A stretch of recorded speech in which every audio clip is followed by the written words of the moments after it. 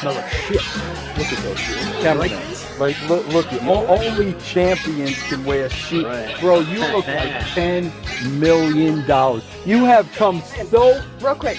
We're talking here. I don't care.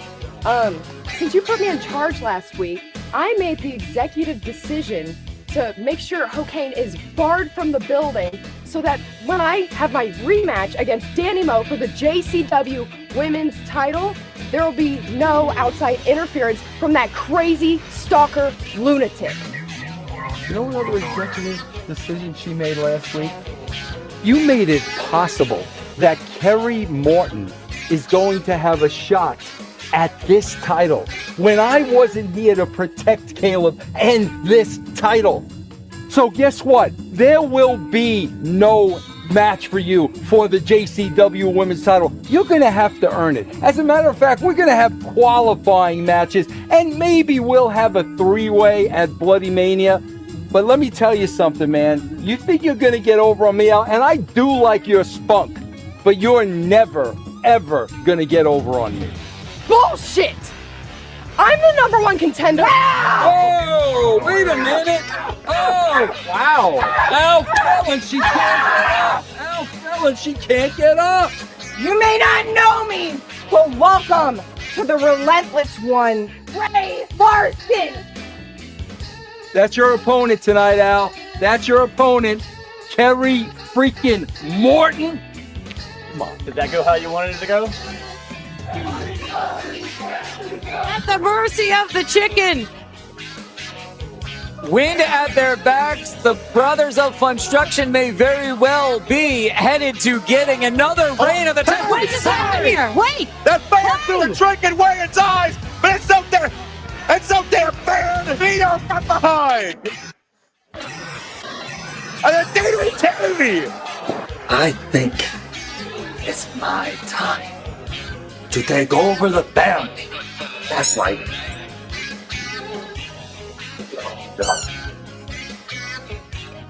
oh, you're no clown. What the fuck's the matter with you? You're ready to be the fucking boss here. See this tie? It's black. You see what I'm dressed like? It's for a fucking funeral. The same funeral and the same tie I wore when your fucking father fucking dropped dead. You understand? Because he didn't see it coming. Don't wind up like him, because you could be fucking next. So Caleb Conley, this isn't a joke to me. This isn't a game to me anymore. This is about Kerry Morton beating your ass and proving to not only myself, but to each and every single Lunacy fan that I deserve to be the JCW World Champion. I'm gonna appoint a special referee. His name is Too Tough Tony. Now we need a special enforcer. His name is the Chocolate Juggalo, Willie Mack. That's right. I just had to spice shit up right quick and add a little mix of lunacy to put on top of the lunacy. The following contest is your main event! There's one shot. Atomic drop. Whoa! Harry's got her. Oh, contact with the referee. Oh, no. On the back end! We still got a special enforcer out here, but that future endeavor's in the ring! Oh my God! How do you do that to Willie Mack? Will Kerry Morton's title aspirations be wished well of their future endeavors? Oh, big misfire! Kerry ducked! Kissing goodbye to Cross! Caleb's up! Caleb's down! High knee! We need a referee! Kissing goodbye, Caleb! Kerry Morton is the #1 contender! Here is your winner, Kerry Morton! Who loans your money, homie? Who owes your cash? Who taught you how to use the barn for the grass? I don't know much, but I gotta assume that when you hit your first net, your homies was in you talking about homies, homies. Talking about the dogs of motherfucking homies, homies. My dog, clone of sun. Talking about homies, homies. Talking about the dogs of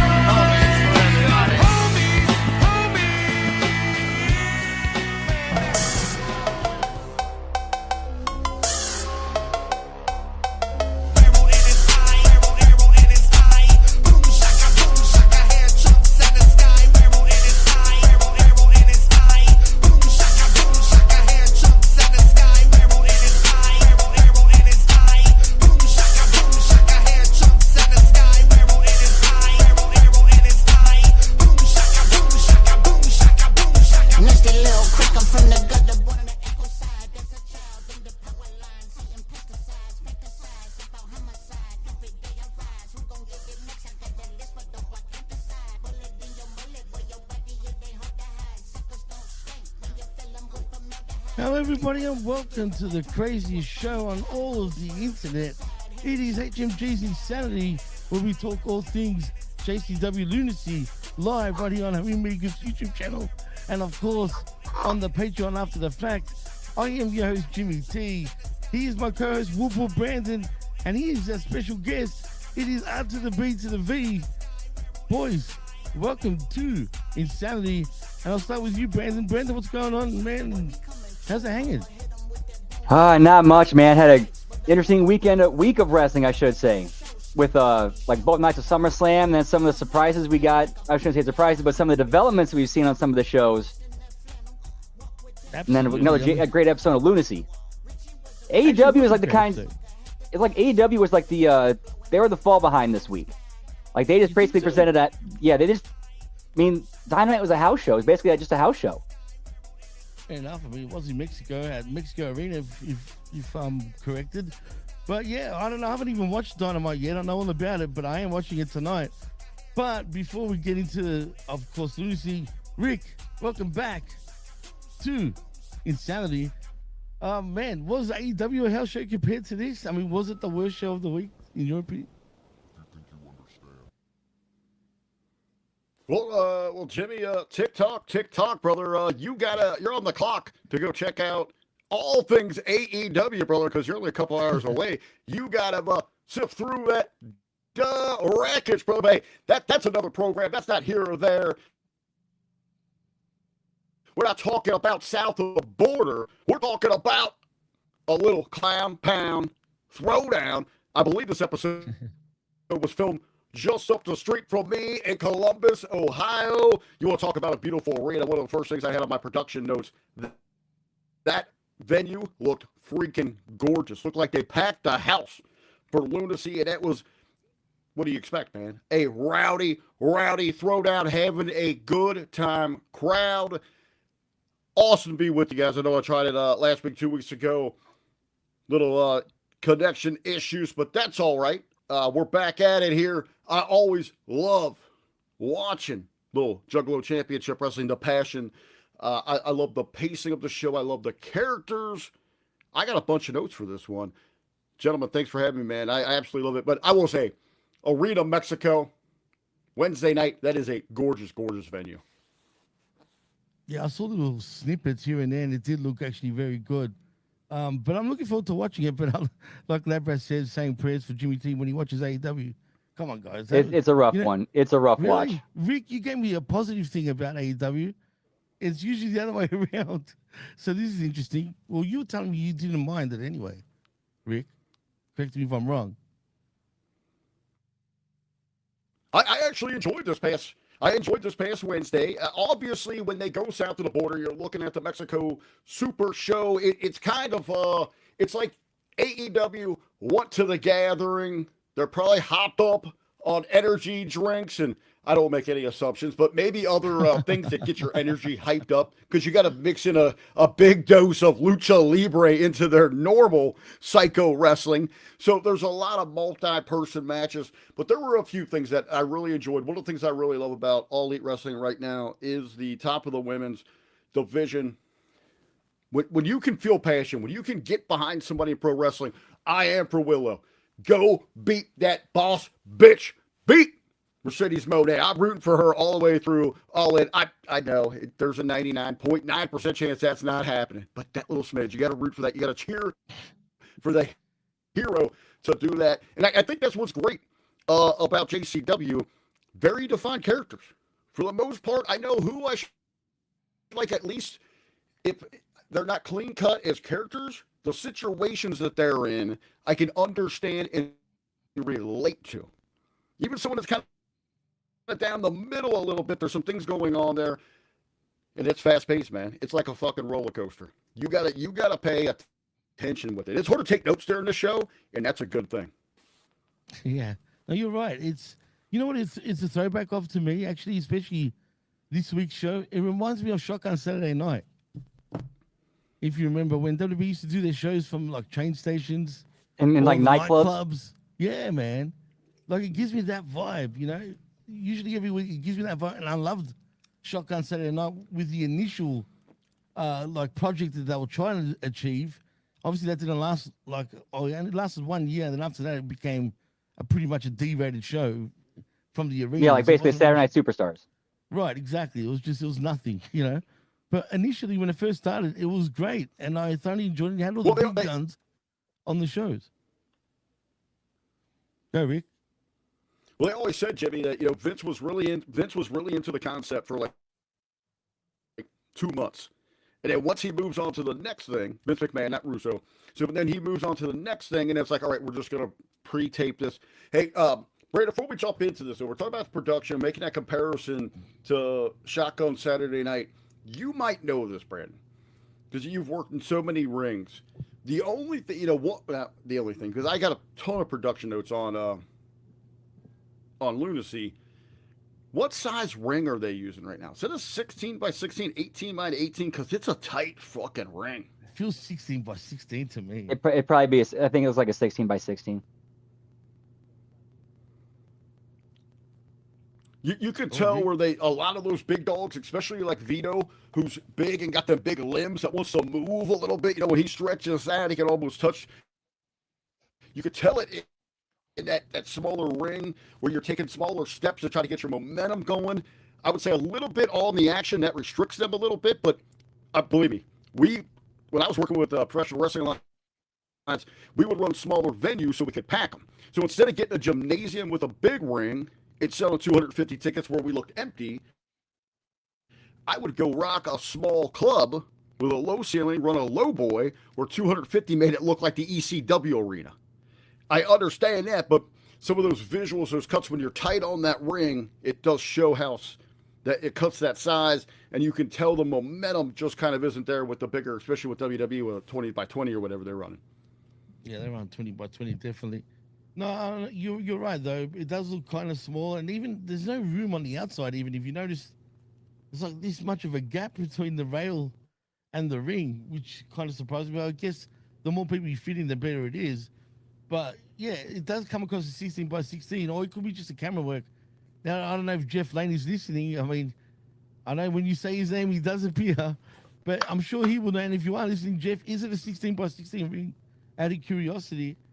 So please let us know if we're correct or not. But yeah, it does look a lot smaller, but it works with JCW. I mean, I would prefer a bigger ring, no doubt about it. I mean, even the wrestlers, I'm sure, would, having way more room to maneuver. Right, and also a lot more give in the center of the ring too. Oh yeah, of course, definitely, 100%. And that ring does look kind of stiff too, for sure. But before we do get into the main show, was there any significant news that we needed to talk about before we get into it, or there was nothing much really going on? If any of you boys wanted to talk about. No, I think the only probably the only real big story was like Rhea Ripley having to undergo surgery, and she's gonna be out the rest of the year. Yeah, right. Yeah, I don't buy it almost for some reason, but that's another story. Rick, anything else, or should we just jump right into it? I guess the only thing I can think off the top of my head, John Cena doesn't like sauce with his chicken nuggets. Brandon, I think you'll agree with me. I agree with Cena. Just give me the fucking meat. Give me the flavor. Give me the taste. Nah, I got time for dipping. Dude. I'm taking bites. You got sauce here? Oh, come on, bro. Stuff? I don't. I love sweet and sour sauce on mine. I'm not going to lie. Even barbecue. Yeah, barbecue's good too. But you know what? I don't know with you guys, is popcorn chicken at KFC new for you guys? I just want to know.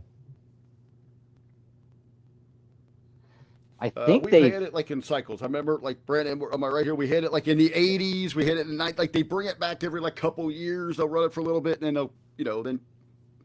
Well, I want to proudly say that I wish they'd get rid of it because Australian you know what? I don't even need the meat. Right. I just want chicken skins. Just give me the skin. I don't even need the meat in there. Just give me the greasy freaking skin right off that damn thing. Like, I just wear it on my face.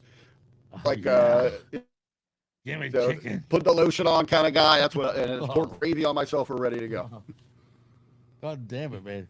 Hey, Rick, by the way, I think your mic is crackling just a little bit, bro. Just so you know. I don't know why, because it wasn't before. But it's starting to, like, sort of crackle. I don't know if it's because the gain's a bit high, but I doubt it because you sound perfect. So I'm just letting you know, just to be aware. But anyway, because someone brought it up in the chat too. I turned it down and I had my other mic on maybe. I had my other mic, so it might be. Crackling's gone. I turned it off. It's gone. It's gone. It's good stuff. Well, J12 says, I like chicken nuggets with mustard. I know, I'm a freak. With mustard. Yeah, you are a freak, bro. That's a bit weird. And Joe Bruce, yo, what's going on, man? Thank you for joining us. Whoop, whoop. Yeah, whoop, whoop, exactly. And McRibs are good, now, Brad, just quietly. Well, anyway, I like nuggets with sauce personally. I'm a sweet and sour sauce type of guy. But let's get into it, man. Let's absolutely get into it. So anyway, fellas, what was I gonna say? You said what was this place called? Does anyone know what the actual place is called at all? Like where we were in King of Clubs, I think. What is it? King of Clubs. King of Clubs, I think. Clubs?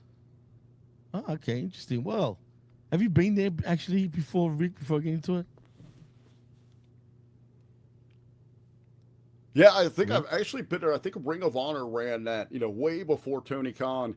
I believe it's down like in what they call the district. It's close to where like the hockey arena's at, the soccer field's at. It's away from where the Buckeyes play. But the university is like its own city in the city. It is a gorgeous area. There is a lot of tremendous like food, bars, restaurant. And again, I thought the visuals, especially how they captured it, the camera work, really, really interests me, especially for this week. You could see some visuals. It looked. My only thing there, I would want to know, if Jeff or anybody there, Jeeves that usually joins us, could give me a little insight into this one. They were really tight on a lot of shots. I would have liked to see some pan out because it looked like a great rowdy crowd, and I would like to see a little bit more of that panoramic because it is a gorgeous venue. They have a great looking crowd. They always bring the intensity. JCW brings more intensity than any other wrestling show that we've got out there. YouTube, television, whatever that case might be. I want to applaud them for that. But some of the tight shots, you didn't really get that. They do. It seems that they turn the volume up on that crowd to give you that little more intensity. I want to see a little bit more of that with the pop with their entrance music, which kind of gets downplayed a little bit. It seems like they turn that down a little bit, turn the crowd up. I like it. I'm not knocking the music and all that. Bring it to me. Hit me in the face with a little bit. Absolutely. And just quietly, Joe Bruce, are you the Joe Bruce who I think you are? Because I don't know if everyone's actually noticed about who Joe Bruce is. Because if I mention who it actually is, you guys are all going to start marking out. 100%. And in case you don't see his text, he's pretty much dropping a hint right there who he is. But Joe, man, if that's you, and it starts with a V and ends with a J, thank you for actually joining us on the show. So I wonder if everyone's going to... Well, of course. Hold on. Of course, Joe Bruce. No, of course, Joe Bruce. Bruce Jenner. That's who it is. Thank you, Mr. Jenner, for joining us there. And sorry, Joe, to throw you under the bus. I don't want to declaring for the double. Joe Bruce Jenner declaring for the WNBA draft 2027. We're going to make it official here on Insanity. Absolutely. It means the world that you're joining us right here, man, just so you know. I'm just waiting to see if the whole chat click on who he actually is. But even though I sort of gave it away, and if I did, sorry, Joe, but I had to bring it up, man. I had to say it. But anyway, let's get into the show, though, shall we, fellas? Because you never know who you can find here on the show, which is pretty cool. We start off with Caleb Conley and Vince Russo talking in the parking lot. Vince says he looks like $10 million as Big L then walks in. She says she's barred Cokane from the building tonight, so there's no interference from her. As Russo says, she also made it so Kerry Morton could get a title shot when he wasn't around. Russo goes on to say that L's JCW women's title match is cancelled and she will have to qualify for a shot. As Russo says, she will never get one or over on her. And Big Al then gets attacked from behind by Ray Larson. And Ray says, welcome to the Relentless One. As Russo then tells her that's her opponent tonight for the number one, or to get into the title match. And that was an interesting sort of start, man. I mean, I haven't seen much of Ray Larson, to be fair, guys. Have any of you guys seen her in the ring before previously, other than JCW? No, I unfortunately no. But I love this opening because they cover. This is like the high level that I've come to expect from Lunacy. They covered Russo getting back at Big Al because it was her booking that led to Kerry Morton beating Conley and getting a shot at the belt.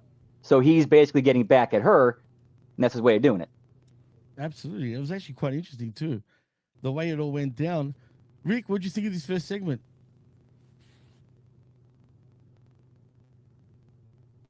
He froze. Well, so, in this open here, I love how they're rolling over that Roos. Oh, am I here? All right, so here's what I really love. I love that they're playing into each week, and they're laying the layers of each story here, because what Russo keeps saying, don't screw me over, don't make me look stupid. Whoever he made the shot caller, whoever he gave that authority to. So now Big Al did something to upset the boss man. So now she's going to get her big come up a tier. To me, this visual is, I'm sitting here, as a fan, invested in this. Big Al looking big, looking great. But in that background, I thought maybe Kale was standing off the curb. He should have got up on that extended lift from the truck. He's got to level up to these two because they're big stature. They're talking, and I'm thinking, hey, champ, don't be trusting Vince right now. Don't be trusting Vince. Is he a pawn in this? In some kind of bigger play here. Something he's got to be talking, thinking about. Vince stealing the scene, Al stealing the scene. Look at the champ. Don't be so sure of yourself here. Yeah, absolutely. And he warned her too the week before. I guess she got carried away, shall we say. And he's just quiet. We even got Jeff Lane in the house saying Ray Larson tagged with Caleb Conley on Lunacy episode 19. He walked out on her, and it was a good match. Interesting. She does look familiar, I will say that. But, this is really the first time I actually seen her in the ring. And thank you for joining us once again, by the way, Jeff. We appreciate you being here, man. I mean, we've got an all-star chat right here, right now. So thank you for everyone that's joined us. But yeah, no, interesting start, no doubt about it, man. And it pretty much sets up the rest of the night because next we start off with a returning Mr. Anderson, who basically he comes down and someone says from the crowd, which made me laugh, "You're an asshole." In the background, it was pretty much clear as day. And Ken Anderson just turns around and goes, "I am an asshole." Just that kind of popped me. Man, he basically is saying that he wants a rematch with Cokane. Since the last time he was in JCW, he did lose his world championship, or the Lunacy World Championship, to Cokane. And pretty much we get that match straight off the bat, man, straight away. Now, I wasn't sure if this was an official title match. Did they actually say that? Or was it just no, an impromptu match? No, it was just a one-on-one because neither of them was a champion. Yeah, I mean, well, either way, this was a good match, man, to start off the night. But unfortunately, Ken Anderson gets himself disqualified essentially. But I mean, it's obvious. I mean, he wasn't gonna win the match straight off the bat, obviously.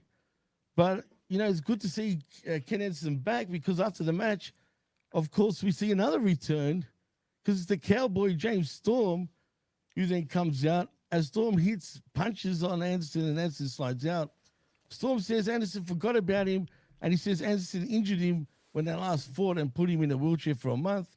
Storm says he will wear his ass out when they eventually fight.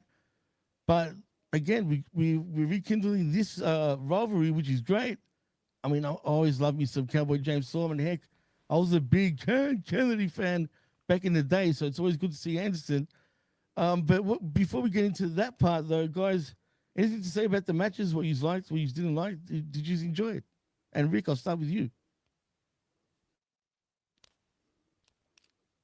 All right, I'll jump this one. I love this as an opener. You bring Anderson out, that's going to bring that crowd to their feet. I think that sets a tone throughout the evening. Keeps them rocking and rolling. I know they did multiple taping. So if this was on the back end of that, it's important to bring that crowd back to life so they have a great time. So you got a big pop and a familiar name coming out. he makes a challenge for one of the house favorites that has a lot of history with it. You know there's going to be some kind of smiles, but that's okay in it because you're getting the energy going. You're getting that flow going. You're just expecting them to kind of blow the match off. We have that section of it. Then you bring them up to another level to set that tempo for the rest of the night by bringing Storm out. So we got two known names. And one of the beautiful parts about, a promotion like Juggalo Championship Wrestling is we got all these incredible freaking talents across the board from mids breaking through, but especially those established names here like Anderson and Storm. Those are the names that people are going to tune in to watch, and they're going to stick around for everybody else. So now we're setting a stage. So we got those two set up to start this show. We're excited about that. So, Brad, am I wrong here? It looks like they're setting those guys up for the gathering, which could be a great draw. Big names there for everybody. That sets a tone for this show. I thought it was a fantastic open. Everybody, Anderson is that, he's one of those true guys. Even if you respect him, love the body of work, he's a guy you love to hate. He can get freaking hate. He right like Gunther, one of those one of those level. Kevin Owens can kind of do that as well when you need him to. He can go get heat, even though you respect his work, even though you like him. He's a guy you love to boo. But on the flip side of that, especially with a party crowd like the Juggalos, like the JCW fanatics there, you bring in James Storm, start cracking a few beers, you're going to have a freaking good time. Great open. It sets your tempo higher. I enjoyed the great opening segment. I really enjoyed the match, especially the way that they rationed their bumps throughout the match. I counted less than 10 between both men. Good call. They just worked, sold, and worked the crowd and got their stuff over, not their shit in, which is rare nowadays, which I enjoy watching about JCW is that kind of work.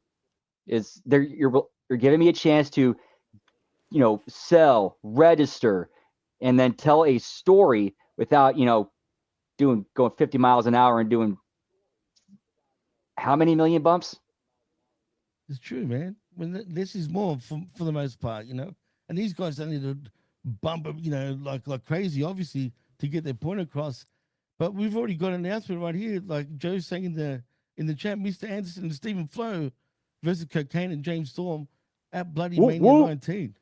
Yeah, whoop whoop indeed. So I'm looking forward to that.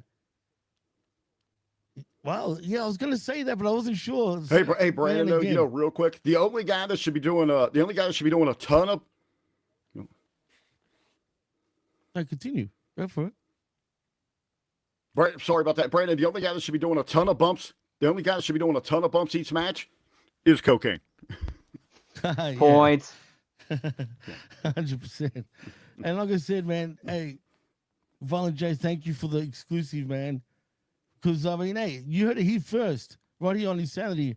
As I said before, Mr. Anderson and Stephen Flo versus Cokane and James Storm at the upcoming Bloody Mania 19. Look out for that. Whoop, whoop, indeed, Lambrat. J12 says, forget Dave Meltzer, we're breaking the news now. Absolutely, man, my man, for sure. And we got sources. Don't about the sources. We got literally the sources right here on Insanity. And boys, Jeff and Joe, thank you again so much, man. But let's move on. Because next we see the brothers, we see Barnabas, the Bazaar, doing a video, and he says he hasn't seen the Outbreak in a week. He then knocks Mac Davis' papers out of his hand and then asks the Outbreak, are they, and they argue about Danny Moe being banned from the building. He says if Danny wants to play these games, then it's game on, as he's still looking for where the hell the Outbreak, wherever they are. I'm sure we'll see later on in the show, obviously. But then as we move on, we see the Brothers of Funstruction next, and the JWO play with their rubber chicken, which pops me every time, by the way. I mean, it makes me want to bring out my rubber chicken just for the show. I was close, but I couldn't find it. Anyway, the brothers that are in the JWO colors, which is already setting up for what we get later on. Then we see the Luciano family walk in, as Vito says, he has come in peace, and says him and Violent J need to have a talk. Vito talks about the Gore Games match that they were challenged to. Then Vito goes on to say he came to say he accepts the challenge. And Vito goes on to say, when they win, one of Violent J's guys comes to work for his crew. Violent J obviously agrees. He then says when the JWO wins, one of Vito's crew works for the JWO for a month or so, as Vito goes to shake his hand and Violent J gives him the bird. Then they all argue as Vito says, we'll see them real soon, and calls them pieces of shit. Great stuff, Brandon. I thoroughly enjoyed this segment. Good shit. And Barnabas' segment, by the way. Anytime you get Violent J and Vito together, they just create magic. They just play off each other so well. Absolutely. I mean, Vito, what can you say? Tell me another 62-year-old that looks as good as Vito, man. Someone. Honestly, you can't. Looks like Mr. Clean in a pimp suit. Exactly. Spot on. 100%. Did you want to say anything else about the segment or the Barnabas segment also, Brando? I liked how they went right to Dani bringing the Outbreak in, and I love the attention to detail. Blue hoodie. Good point. Another good spot. It's true. See, it's those little bits of details that makes this show so great. Absolutely, 100%. But it gets more deeper, obviously, with Barnabas a bit later and Dani Moe as we get into the show a bit later on. Rick, what do you think of the two segments? Well, actually, when you talk about the crispness of those the segments there, Barnabas again is on another level. He's reinventing what a manager should be in professional wrestling. Everything in it out, but he lifts everybody up around him. That is so brilliant about what he does. Vito inside himself. If you've ever had an opportunity to be around him as an individual, the way that he carries himself, you don't need to know what he does. You know he is a big deal. He looks like $1 million everywhere he goes, everything that he does. He has that star, not just power, it exudes at him. He's like the sun. It just shines bright around him so you can feel that. And when he carries that into a scene, and I know how prepared he is, he execute all these, you feel that in the arena, the city, at home, around the world watching that. That's why you're getting some excellence here, because people are so committed to bits, know who they are as characters, and really get you to just sink your teeth in and buy it. 100%, man. It's spot on. And what you said it perfectly. Everyone feels real tight about it, which just makes the show a lot better, 100%. And Violent J says in the chat, when I was at AEW, every match was 20 minutes plus. That's definitely cool, but at JCW, we move along much quicker. Our matches usually don't exceed 12 minutes. What would you say an average match goes for in JCW, Jeff? 7 to 8 minutes, he says, which is spot on. And that's the thing, guys, and I'm talking to obviously Joe and Jeff. That's the difference between us watching AEW, watching WWE, and watching the pacing about the whole show. Right. It is the pacing. The pacing of the whole show it makes it watchable. 2 hours or an hour and a half on average for the show. It doesn't feel like that, man. It just glides on through, which is brilliant. You know what I'm saying? So I thoroughly enjoy the way just the pacing of the show. It's just the other companies can take a note from JCW on how to actually do matches. But unfortunately, hold on. There's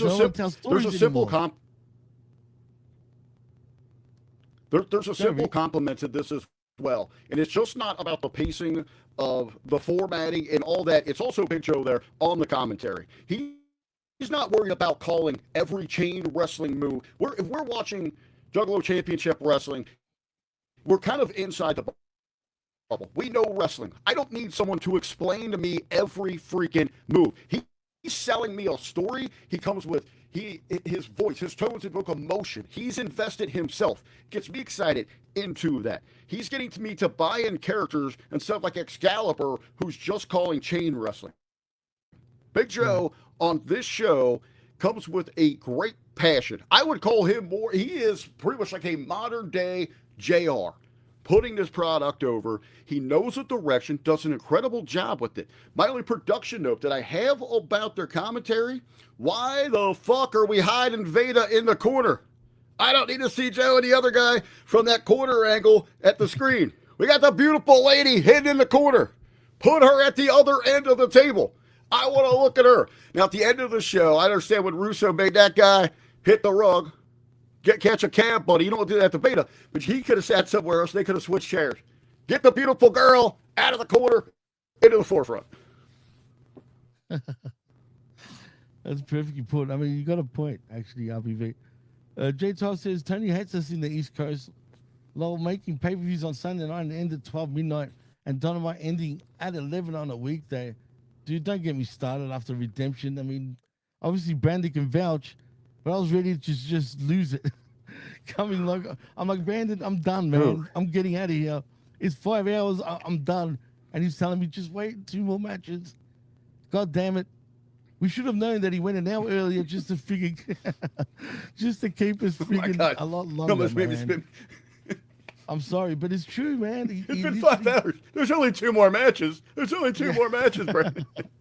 I was done, bro. You don't understand. I was done. But I mean, shit. Good on them. Good on them for sure.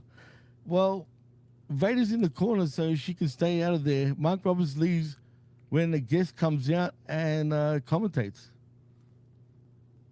I mean, I figured that later when Russo came out at the end of the show and he took over that spot. But let's put the pretty on the camera. Hey, we got plenty of pretty with Cadet too. I mean, they got beautiful ladies all over this damn thing. Jasmine, one of the most beautiful and talented ladies in all professional wrestling as well.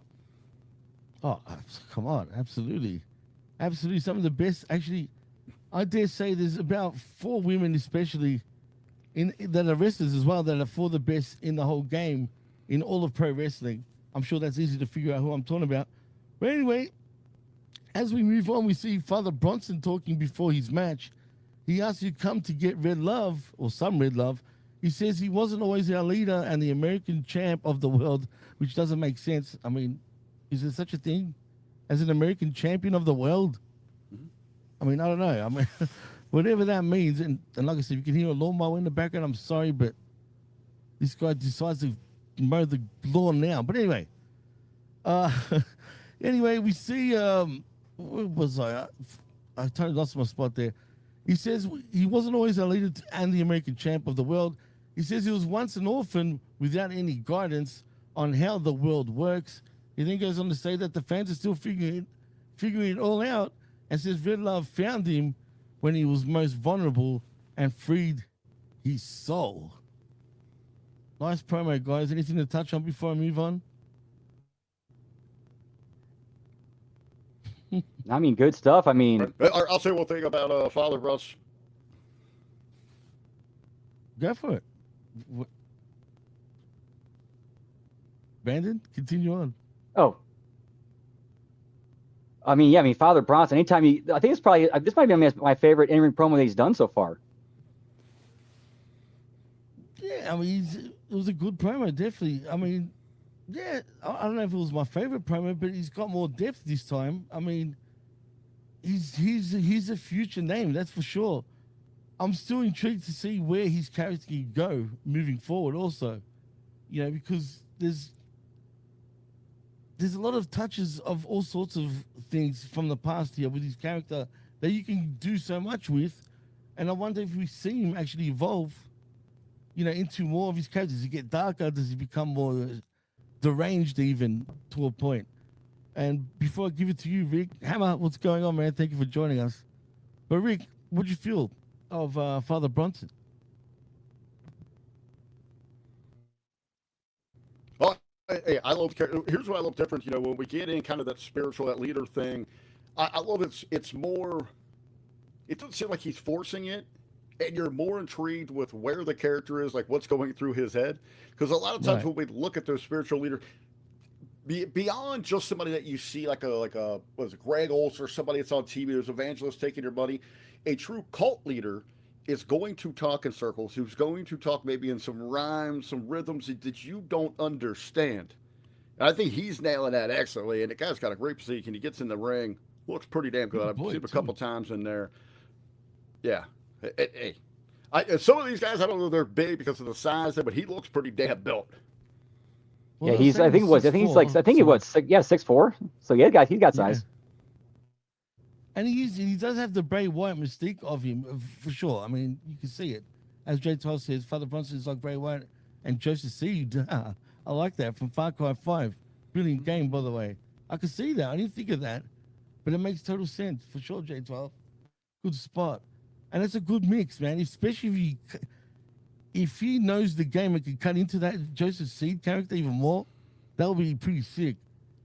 But Joe says I would say the difference between hold on. The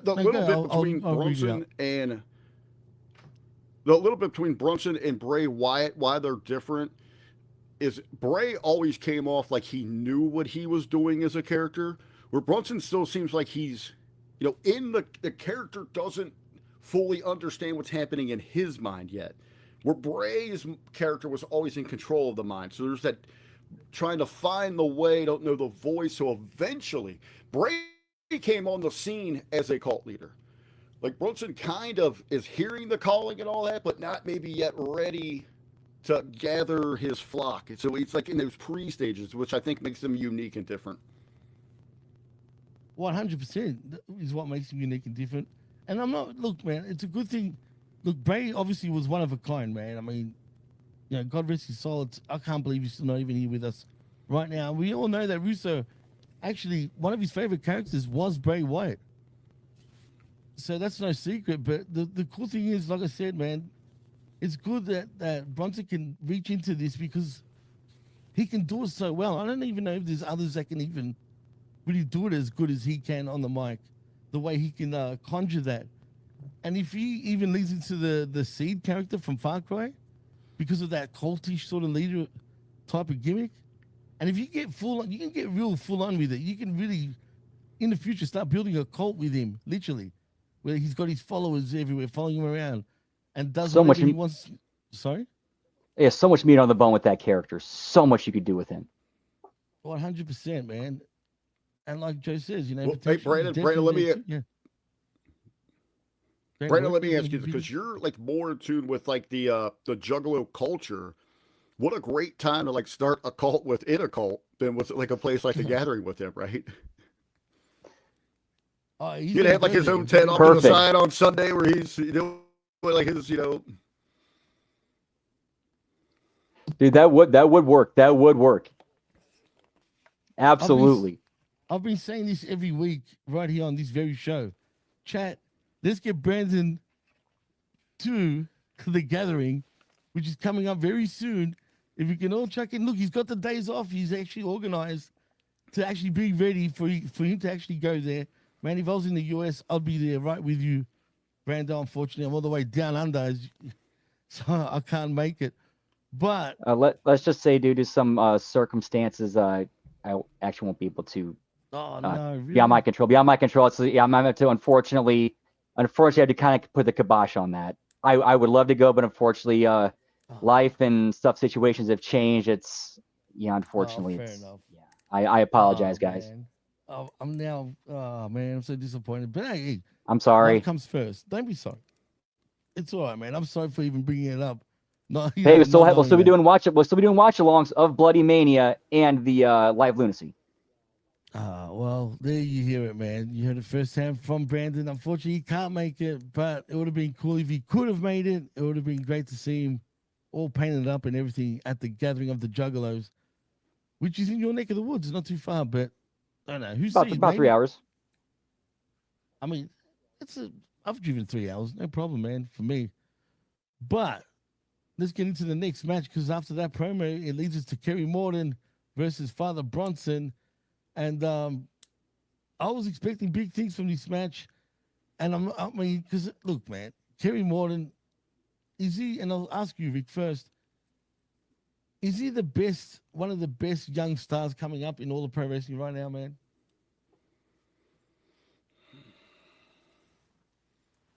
I don't know if we're going to go that far. I want to knock him on this. I think this match this is where I got This is where I got held back. Like, I think the match could have been a little bit bigger. I understand venue size. This is where I was wondering if this was a 16 by 16, 18 by 18.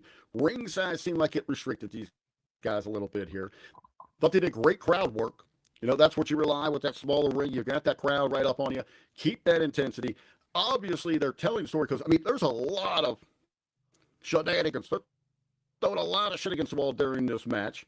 You know, let Kerry get that opportunity to move on.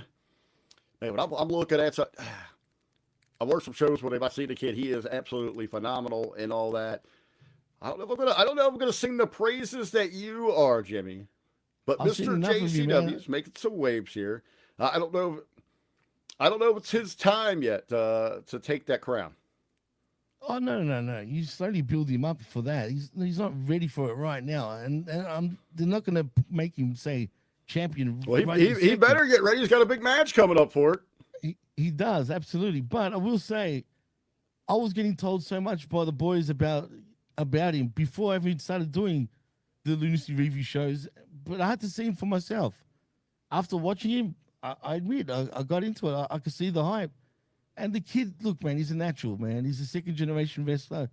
We know who his old man is. I mean, he's got a famous last name, obviously. And he's not, and like Charles said, the Hammer, I mean, the Hammer can vouch, man. You know, he's not a spot fest guy, which is so rare when it comes to these new up-and-coming kids. Because all these up-and-coming kids, all they want to do is just do freaking super kicks and flips.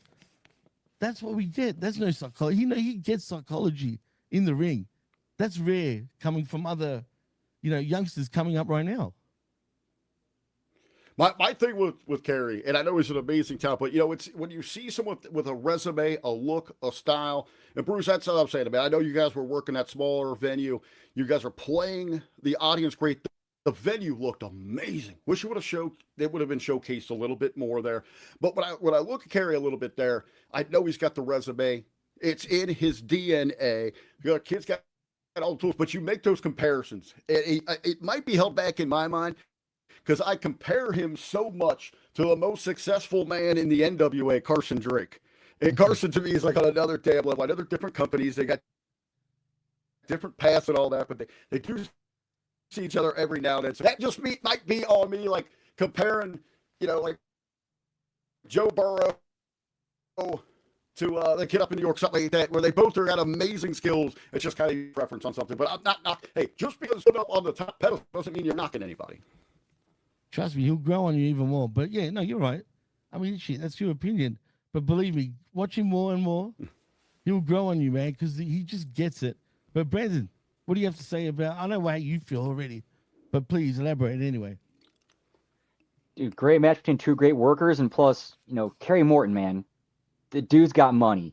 He learned from his dad. He had the best teacher he could have had in the business. 100%, man. Definitely. Todd, what's going on, man? Thank you for joining us, by the way. Plus, he just drips charisma. He just drips charisma. Yeah, and you know what? Being matched up with Father Bronson, of course, both of these guys just drip with charisma. But and also the match. Sorry, Brandon. They also push each other too, because you got two great promo guys. They're going to try to get the best performance out of each other. No doubt about it. And it only made sense to be a no contest in the end. But you're not going to book, obviously, an hour winner right now, right here on Lunacy. You're going to save that for a bit later on. And of course, being a no contest, because Josh Bishop showed up to, he's not helping Kerry. He's there to get revenge on Father Bronson. Absolutely. And Joe Bishop, man. Seriously, Bishop looks like $1 million, man. I don't understand how. I mean, he's in his 30s, right? Early 30s. You would have thought. I don't know, man. I don't know why. Like now, suddenly he's gotten attention from even the bigger companies. Suddenly, he's killing it in MLW as well, and he's killing it over here as well in JCW. He just looks like he's a throwback to Sid in a way. Correct me if I'm wrong. It reminds me of Sid, but even. Like he's got a couple of things that he remind me of, but he does look like Sid, definitely, man. And he just looks like a killer. Have you seen much of Bishop yourself, Rick? And if you have, what do you think of him? Jimmy, real quick. Yes. Well, Guy's an absolute stud. But Jimmy, I do want to ask you real quick because you said Kerry drips charisma, right? I think he does. That needs to be a freaking T-shirt. Catch the charisma drip. I want to see a bunch of Juggalo ladies wearing that, walking around. Catch the charisma drip. That's a hell of a T-shirt idea. Bishop is a stud. This guy, like you said, man, he just kind of got that Psycho Sid kind of vibes. The guy stands out amongst them. You can tell. Hey, he's someone that absolutely, he could shine in any ring, but especially a smaller ring. It brings your giants to even a higher height, a more gigantic size, especially when you capture that on the screen. 100%, man. And it makes sense. It totally makes sense with the smaller ring. So I get what Joe was saying before. Because it does emphasize your bigger guys. It does make them look a lot bigger. So I totally agree with that. Draytel says Bishop and Gurner are my favorite part of the show. Gurner, man, I mean, shit. From back in the ECW days, the shit he used to say was absolutely great. If you if you like that kind of stuff, I used to pop to it every time. Dan Heffron says he's a perfect mashup of Sid and Eddie Gilbert. That's what I said, dude. Originally, I said he's a man. You can ask Brandon. Did I not say the same thing? You did. You did. I said the same thing. Okay, he reminds me of Sid and Eddie Gilbert, and you can do it yourself. Add a picture of both guys to an AI and ask a combine. I totally agree, bro. I totally agree, man. I said that months ago that he gave me that vibe, and it's weird. I'm glad you could see it too, because you're the only other one that's actually said that, like without us two actually talking about it. Yeah, Todd, man. Oh, an update on your dad. He says they're working on getting him into hospital care once he gets out of the hospital. Oh man, prayers to your man. Hopefully he's doing all right. Like I said, I know you've reached out to me on personally, Todd. You know where you can find me, man, if you want to talk things. We're there for you, my bro.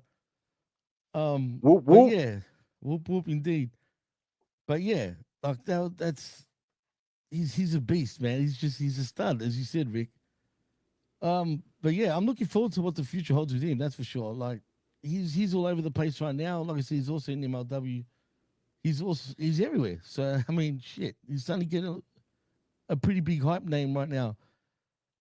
Anyway, we also see Josh obviously pounding on Braun.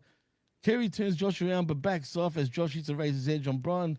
Kerry flying, pumping knees, Braun in the corner, and he counts his own pin on him, even though it doesn't mean anything. But that's the end of that sort of match and schmoz. But then we see Vince Russo saying he can't stand Kerry Morton, and he says Kerry always gets one up on him, as Big Vito then comes in, and Vito says to let him deal with it, and it's done. Vito goes on to say he does stupid shit like write books. As Russo says, that's how he makes money. Vito goes on to say that to keep writing as Russo writes books, he throws them at people. Vito then asks Russo to lend him Cruel for Gore Games. Russo says he likes it as Cruel is a ratings draw. And Vito goes on and says he needs a favor and says to get the camera out of his damn face. And that was the segment. I'm always loving seeing Vito and Vince Russo always interacting. It's always a laugh. Two paysans having a good little segment there. But more importantly, we do see Danny Moe arriving with the Outbreak guys. So it's gonna get deep. Next, we see Mac Davis interviewing Joel Gurner and Josh Bishop. Mac says Joel has gone through his sister's closet. Joel says he's big money, and so is Josh. Gurner goes on to say that Russo tried to buy Josh months ago, but says you either sell or get sold, and says they swerved Russo. Joel says Russo isn't a buyer, but a seller, and he sells Bishop. He sells bullshit, sorry. And Joel says Josh never forgets. Josh goes on to say that he remembers receipts, and Joel says Father Bronson deserved the beatdown weeks ago.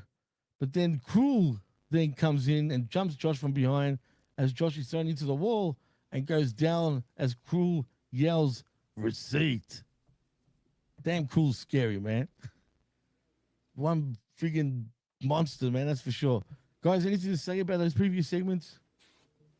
Nothing at all. Good shit. I mean, we're continuing to follow things up. Like like making sure things are followed up on and addressed. Nothing's left behind.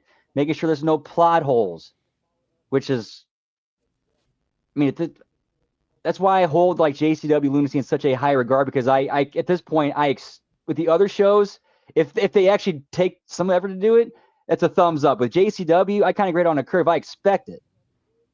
Yeah, oh, for sure. Rick, anything to say before I was going to answer Jeff's thing, what he said, because I agree. I do want to rewind just, I want to rewind just a moment, go back to, you got me? Can you hear me, Jimmy? Man. Yeah. You're a bit delayed though, bro. All right, so I know. I apologize. I might switch here to close this thing out over to my other thing. If you can hear me. But I want to go back real quick to when Vito and Vince were talking about the book. And one of the, like, just a little production note that I would have popped. So Vince would have went like. Yeah, you're going in and out. It did like broke that. Did like a timeout and did like a QR code with a graphic of his book on the screen so that people can hit it there. But keep going without me. I'm gonna switch to my phone. Yeah, it's probably best you do, man. Jeff, I just wanted to say about Joel Gerner. Oh, absolutely, because he's not doing his usual shtick. I don't remember a time back in ECW when he was doing his actual shtick being this type of promo guy. Really, he used to say like a lot of funny shit in ECW, like, you know, for example, California, here I come. It was always derogatory per se. He never really like done like deep and meaningful promos. So for me, this is fresh because you rarely see Joel like this. So absolutely, he's killing it, and absolutely, he's probably doing his best work because he's actually got depth to him this time, which we didn't really see so much in ECW. Do you agree with that, Brandon? 100%. Like I can't really add to that. He's, you know, from what you usually saw back in ECW, it was entertaining, but a little bit one dimensional. Now we're getting more layers because like what was it he talked about in his promos? He cares about his legacy, so he's trying to make sure he has one before he's done, before his, time's finally done. Yeah, no, definitely 100%. So yeah, no, I've seen way more depth than I've ever seen in Joel, man, and I've always been a fan of Joel Gerner's from back in the late 90s. Labrador says Gerner's doing great. Just don't have him chicken wing. Blazing challenge in 240. That's come on, that's impressive. That is impressive. Oh no, absolutely, that is impressive, 100%. And look, I always love seeing me some Joel Gerner. I'm just intrigued where we're going to go even with him in the future, and even Bishop. Are they going to stick together? Are they not? Is he going to have sort of his own kind of group even possibly moving into the future? I don't see that just yet, but I'm just saying, could we have some sort of like Heenan family, but instead it's the Gertner family? Yeah. Ooh, I'd be with that. I'd be with that because I could see Joel Gertner being like a modern day Bobby Heenan. I think he's got it in him. That's why it just gives me that vibe. I know people say Don Callis is giving that vibe, but I just don't get that vibe from him, like compared to, say, Gertner in that sense. But and plus, I don't even know what's going on with that family. If you get my drift, Brandon, it's just outgrowing and growing and just getting ridiculous and all fighting each other. So whatever. Yeah, literally, it's like, okay, we can't think of anything to do with this guy. Put him in the Don Callis family. Yeah, see how dumb is that, right? Stupid, absolutely stupid. As I bring Rick back into the game. Oh, he just added himself. There you go. You do have control. Hey, I can do that. I can add myself. You can. Motherfucker, you got it on your phone too. Hey, you're much better right now. You sound perfect. Oh, I know it is. It's a shitty system. I apologize, but I appreciate you guys for that, man. All right. So what are we at here? What I miss? Looking more handsome too. Hey. Yeah. We're just talking about Gertner if he's done his bit, like Jeff Lane was saying earlier in the chat.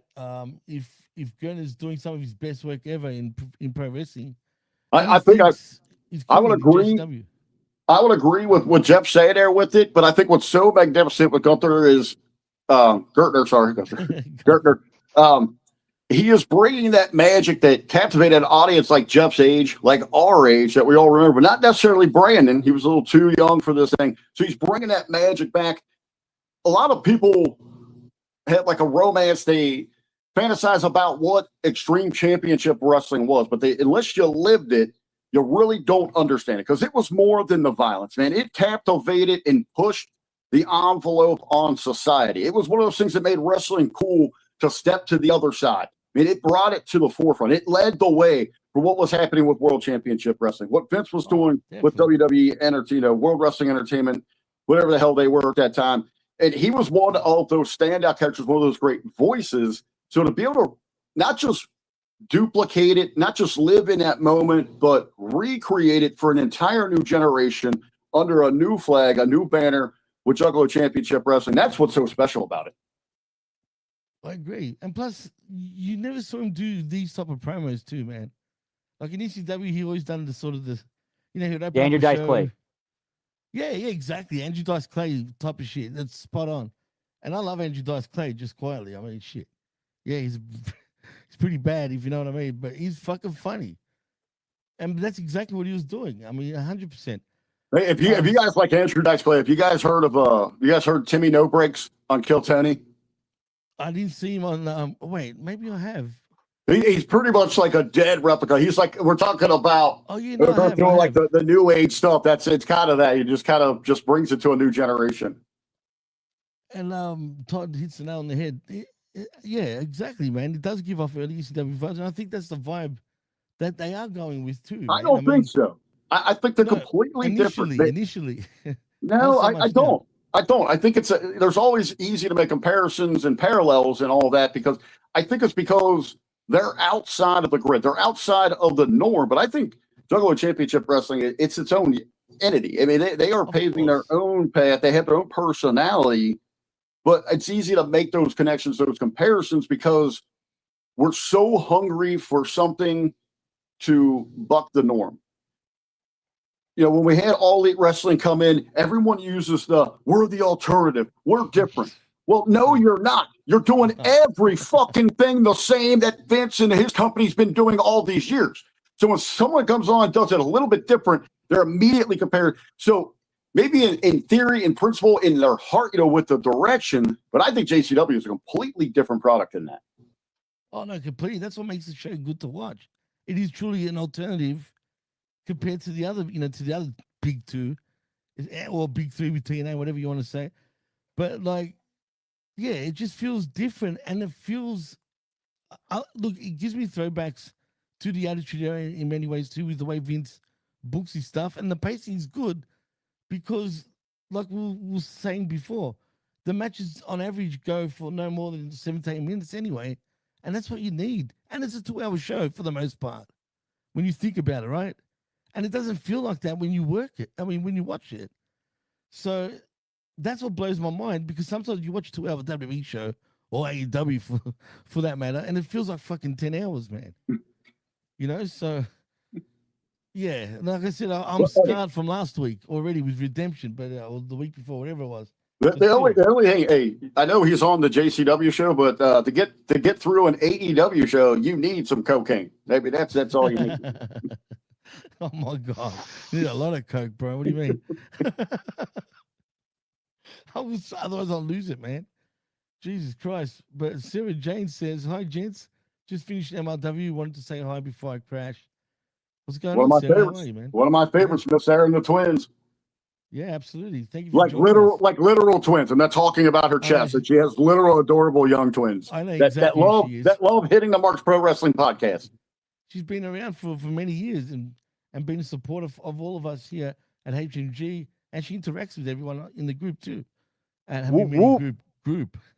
Exactly. Friends on Facebook, pal. Yeah. So thank you for joining us, Sarah. But anyway, let's move on, because where were we after we were talking about Joel Gerner? Oh well, next we got a number one contender match for the women's Lunacy Championship. Of course, it is Ray Larson versus Big Al in Alice Crowley. And you know what, man? This match was pretty. I don't know. Maybe I was expecting a little bit more, but I don't know. I couldn't get into the match as much as I thought I would. But nevertheless, like I said, I've never seen Ray Larson before until now. She does look kind of familiar, but I don't know. Like, I don't know. Did these two girls gel in your opinion, Brandon? Not quite, but unfortunately, but I mean, she kind of. Well, the point of the match was to get for Big Al to go over and move on to the match at Bloody Mania, or the women's title match. And when we got that, I don't know. I was expecting a bit more, but again, maybe I was wishing too much. But not everyone can have a perfect match, obviously, not every week. But I don't know, Rick, are we tripping, or did you feel the same way?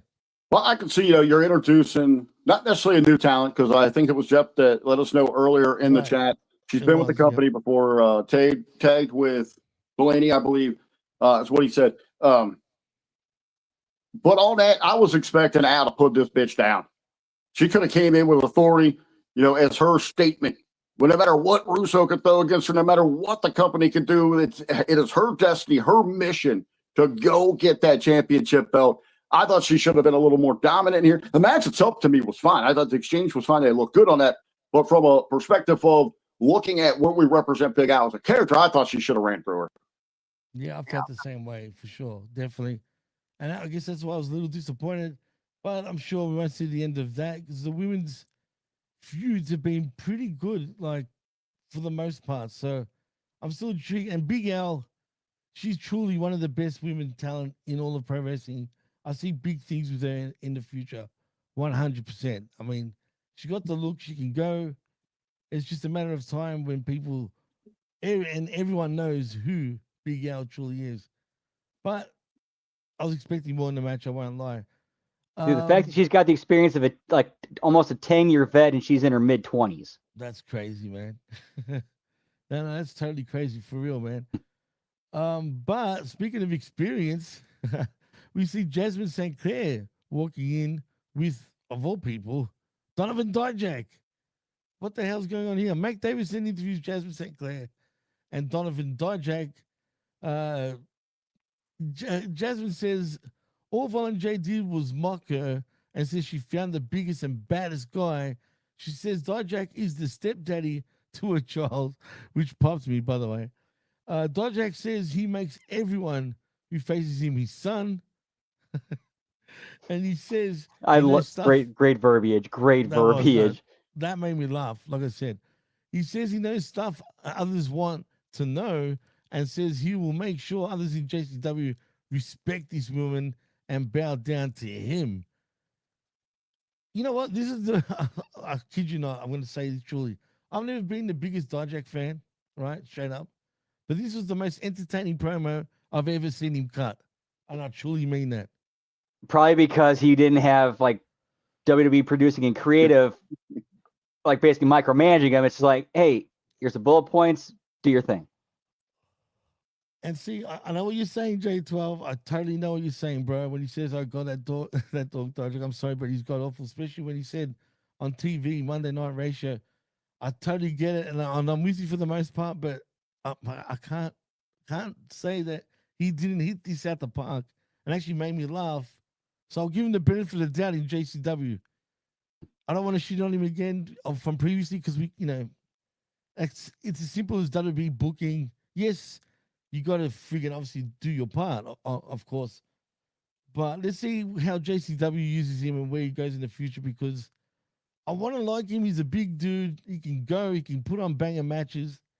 I mean, we've seen it on numerous occasions. Remember him and, what's his name, dude? Fucking Mission's ex-husband. Fucking forgot his name. Keith Lee? For some reason. Yeah, Keith Lee. Them two had bangers, bro. The Bearcat. Bearcat, that's it. Good old OG Bearcat. Keith Lee. So we'll see if you can do that stuff. Look, they're starting to get some big guys in JCW. So I like that. We need some meat in pro wrestling, man. We don't always need little dudes doing flippy shit every time, But anyway, let's move on, because we see the JWO and the Brothers of Construction talk in the back. Violent J says he has an important announcement for Gore Games and Bloody Mania. He says he will not be on a team that night, as he feels like he's lowering their chances of success.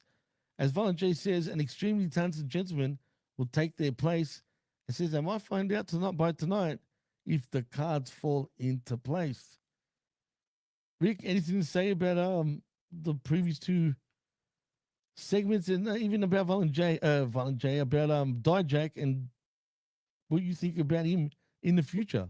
Well, I got 2 points on both of these here, especially, you know, the captain, the boss taking himself off the team. That's a hard decision. He wants to be out there, you know, but his team's got to trust him. He's got something in mind. He says, hey, it's going to work out there.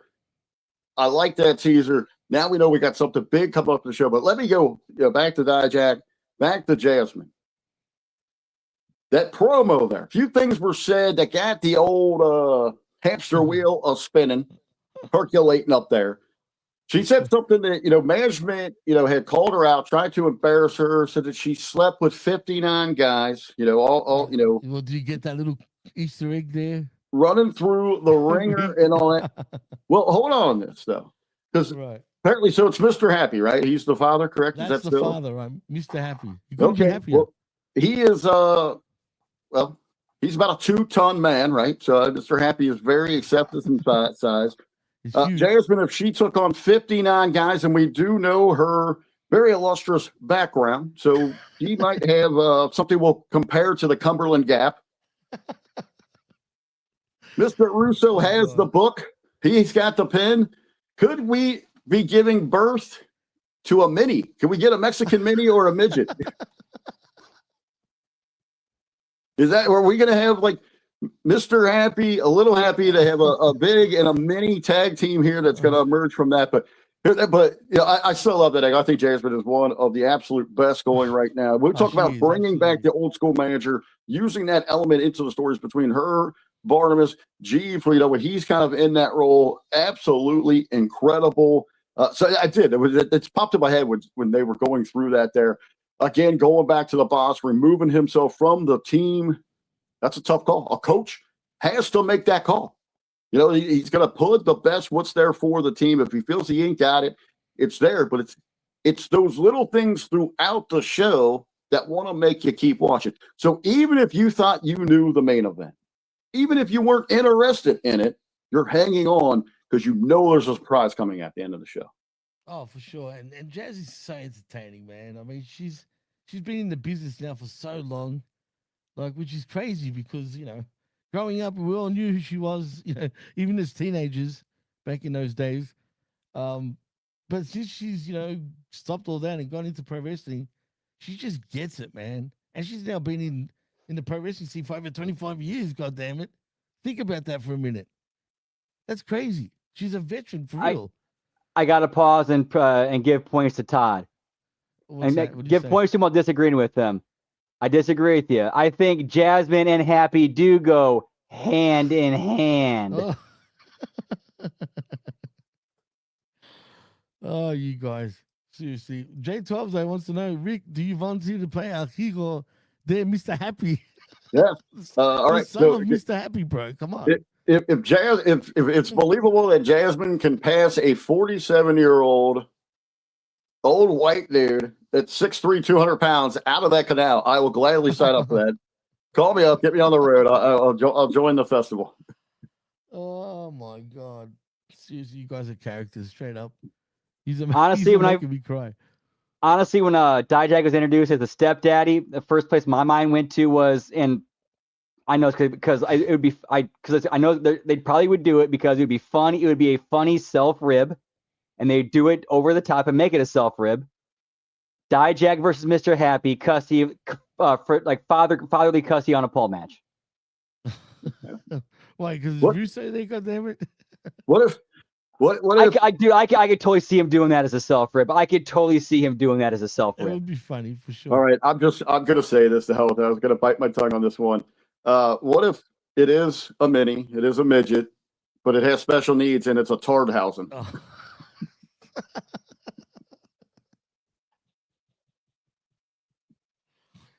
Oh man, I don't know what to say to that, bro. Seriously. I mean, it makes sense though, wouldn't it? Hornswoggle, okay. Hornswoggle, that's a good one. Hornswoggle's a good one. Yeah, I mean, he could pull that off for sure. 100%. Or you get a mini Eugene, pretty much. I'm trying to get at because Hold on, we don't need a hornswoggle. We need someone short. So anyone from AEW will work. Who looks the most goofiest and short in AEW? You think they could play Bandito? Could he play? Nah. We could just duck. We could duct tape the Young Bucks heads together. They could be Siamese twins. I like that. All right, this is getting off the rails. Let's get. Yeah, we're going off the rails, pal. Let's get. Even for a show about Juggalo Championship Wrestling, this is getting absurd. Let's go. Man, I've never heard of fucking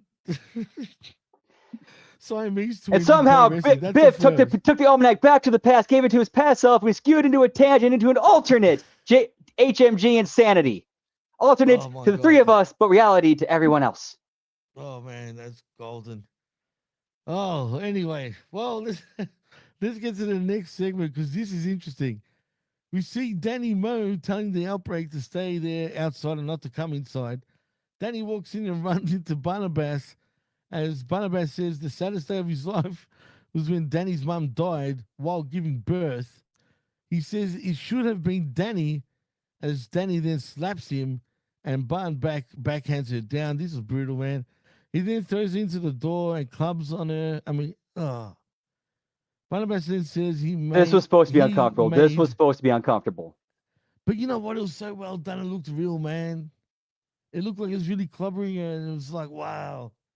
It doesn't offend me. Look, let's be real. It's realism. Shit happens, man. I'm not for it, obviously. It's fictionalized shit that could happen in real life. Right, but it just, it does make you feel uncomfortable, but that's what it's meant to do. You know what I'm saying? It's meant to hit you there. But it looks too real, man. It just. That's good then. It drew you in. If it's so real, it makes you believe it's real. They did a good job, Dani Moe and Barnabas, they killed it. They nailed this. Barnabas has taken me, I've become both of them, actually, man. They've shown me a level that I didn't even know they had just yet. Especially Barnabas. Dani Moe, she's another one that's going to be a star in the future. But Barnabas, man, like I used to say, he reminds me of James Mitchell. The sinister minister. He's got a lot of that in him. But he's becoming into his own. He's becoming to his own now, man. And it's just, I don't know, man. I'm becoming a real big fan of his as the more I see him, and especially in this, seeing the depth that he's got. And the whole storyline with the Outbreak just being junkies, pretty much. Come on. Actually, you know what? Let me address that in Lab Rat's comment. It kind of seems like that they are now clean. Like they did explain they're a little bit clean, or they have kind of cleaned up. Right. For sure. Remember they did tonight. Did we at no point did we see them do the? That's did true. We? I don't remember seeing that. Wait. Maybe. Look, I can't remember. But Jeff, though, he brings up a great point. He says, you know why it was uncomfortable? Because buying into father-daughter guys brutalize women in death matches and nobody blinks an eye. Story carried this, in my opinion, true. Absolutely, yeah. There's way more emotional investment in watching a father beat his daughter than just some two randos in a death match. I fucking hate that shit too. Well, I think Jeff's right in his comment there because it touches that nerve because it hits home to a lot of people because these are things, we open up our social media, we scroll through them, we turn on our news, if it's national, if it's local, you're hearing stories like that. So when wrestling is at its best, when it mirrors real life, and sometimes not every scene is going to be movesets, rope work, or just make you, that was fun. But, sometimes it's going to make you think. It's going to hit your emotion. Get a little deeper. This is the greatest form of theater that's ever existed. And you got two amazing talents that are bringing this to life. I've known Barnabas. When I crossed that line from sitting in front of a camera with a microphone on back in 2018, 2019, he was one of the first people I met, one of the first people that I called a friend in this business. And you want to talk about someone with uber dedication that would do anything for it. First time I met him, it was August 1819. We're down at the Harrison VFW 7570. It is 102 degrees flat, heat index, probably about 115. Speaking of Kerry Morton, his dad, Ricky Morton, was running a seminar with Chase Stevens. They were outside in the afternoon. There was like 6 people that had the balls to get in there. Barnabas was one of them. Wow. He went and trained with Cody Hawk. I've never met anybody with the dedication, the spirit that's wanted to succeed like him, and realize he's older than me. You know, he's probably late 40s, 50, early 50s, something like that. Realizing bump card's already gone. Let me redirect. Let me refocus. Let me use my talents. Let me use this ability to tell a story, to captivate people in a managerial role. He's done it all over the place. He's opened doors everywhere that he goes. He is a master of this art. He is one of the absolute best. Said for years, coin flip for the best manager in wrestling. This spoiler alert, it's not Paul Heyman. It was either Ben Hameen or Barnabas. Those two are so damn good. They're so great.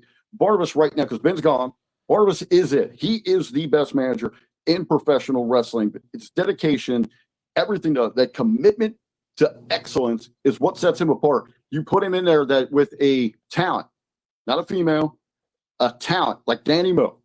Follow her on social media. You talk about someone that loves this. I love following her account. It's an inspiration every day because she's having so much goddamn fun doing this, sharing her adventures through this thing. A great follow. Now they're working together. Barbara's going to elevate her. It's going to bring her to a whole new level. We're watching something very special. What Tommy and always tell us, the work can carry the load. Commit to the bit. They are doing it, and they are absolutely slaying this motherfucker. 100%, man. 100%. Like, I mean, seriously. You couldn't, he's become, like I said, man, he's grown on me so much. But, you know, that segment hasn't finished yet, and that brutal beating, by the way. Because he says he deserves, that she deserves this for 25 years, and then he knees her in the face, man. He says he waited 25 years as he hits punches on her, and then he says he knows his wife who died is looking down and smiling, as Dani deserved this and should be dead. As the Outbreak walk in and actually check on. You know, there's something a little, deeper. There's something a little deeper there with that, dude. We are looking at immediately that Barnabas is the bad guy. But when you look at the psychology and go in his head, the tortured soul of losing what he thought he loved more than anything in the world is Barbara. You know, right. And now that she's like flying, you know, taking his sons away, almost, you know, her taking the tag team is like her taking those sons. She's stealing more. She is driving him more into insanity. We don't know what lengths or depths of craziness he's going to go to. And he's getting crazier, which is crazy in itself. It's like I never knew, like, I didn't think he had this in him, man, but like you laid it out perfectly. I didn't actually know you knew him personally. And just by you saying all that.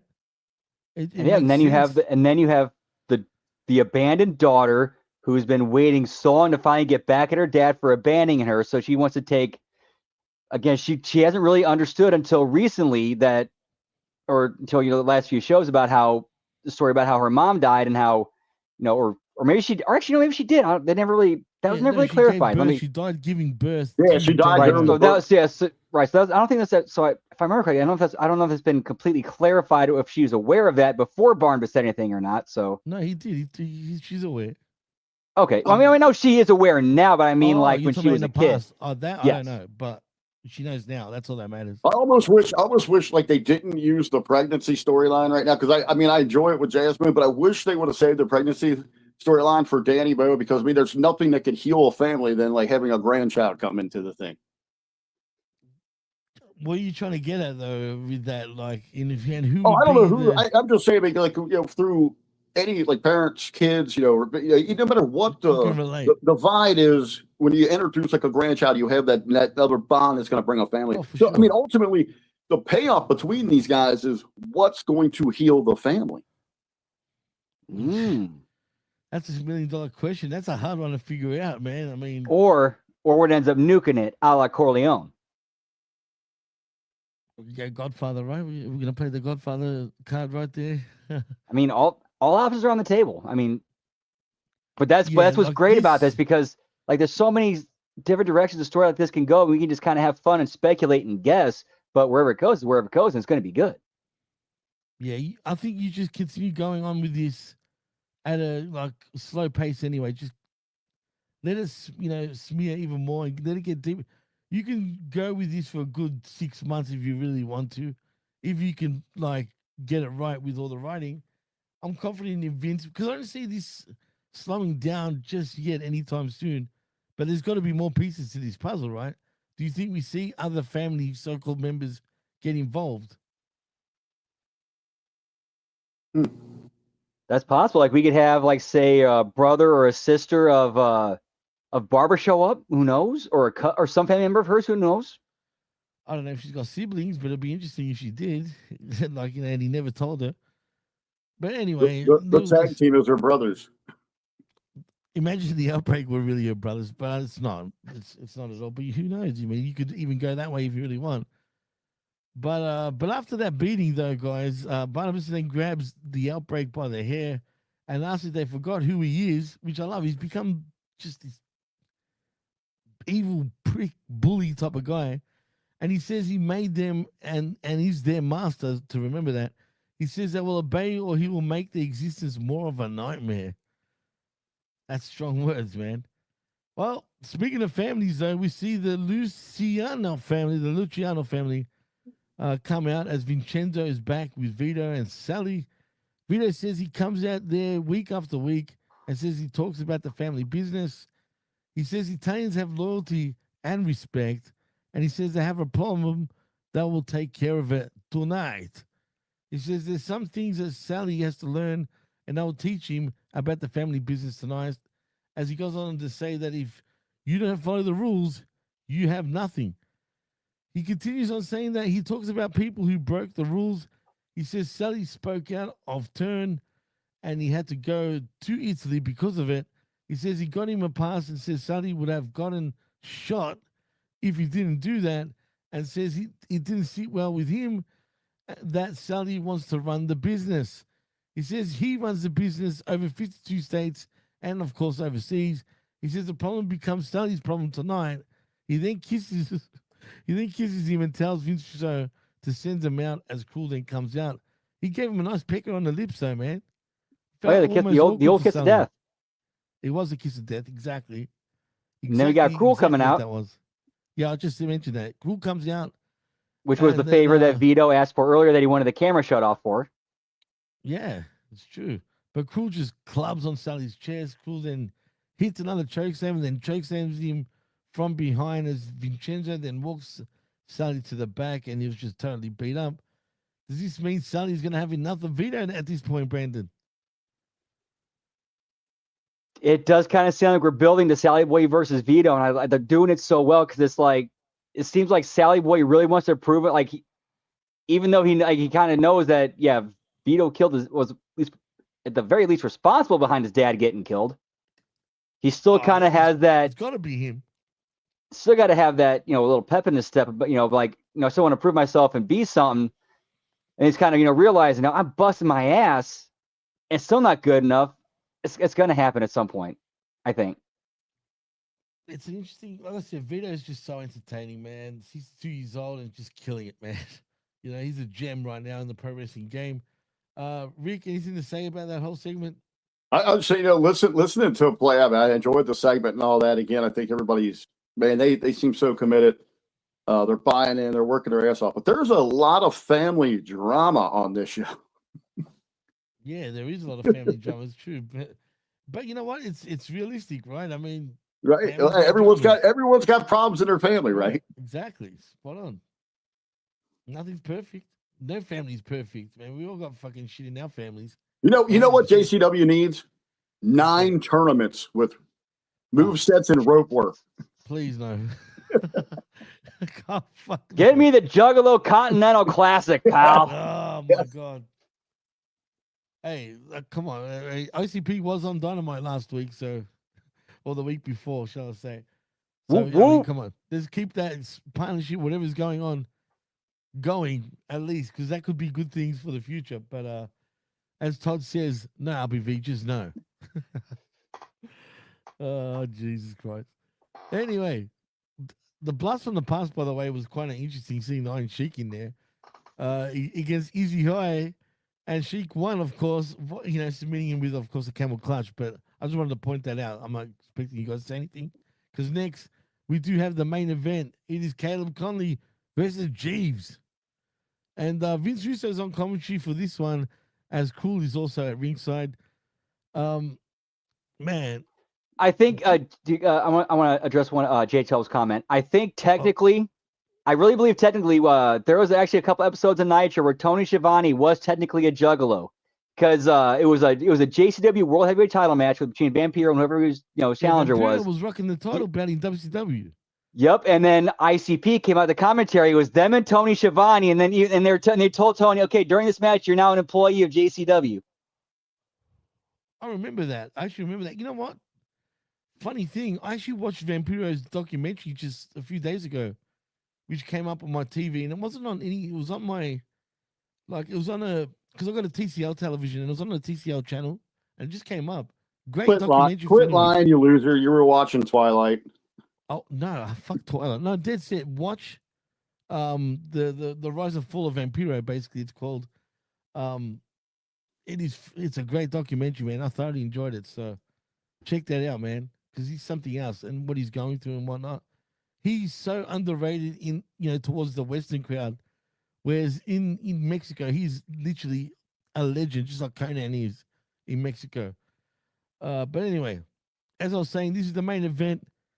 I mean, Jesus, this.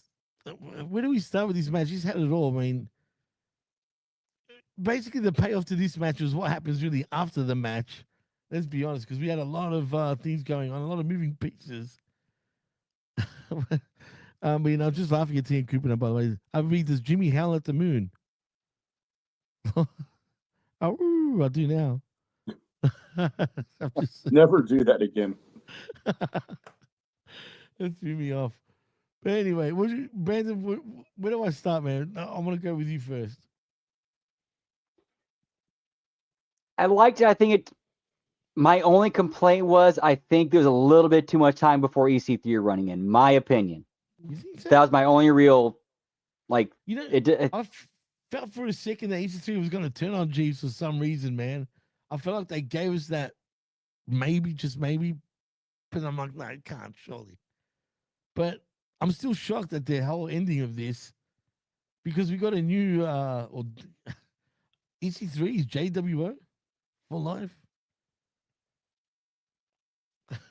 Rick, what's going on here, man? Well, I'm going to hear from my boy Jeeves, man. I love the fire. When you got that, obviously go out there and get his ass whooped underdog. You're going to fire up the crowd. You're going to get them rallied behind him. And I think he did enough to play to the crowd, to allocate, to get them rallied up. But he still had to play a little nervous, a little afraid, but he stayed focused in there. So I love that story, part of the storytelling. What I didn't like, and this is kind of small, just at the end, man, I would have gave that win to Jeeves. I know you're pinning your champion. We regularly hear that, but that would have been like the ultimate insult to injury.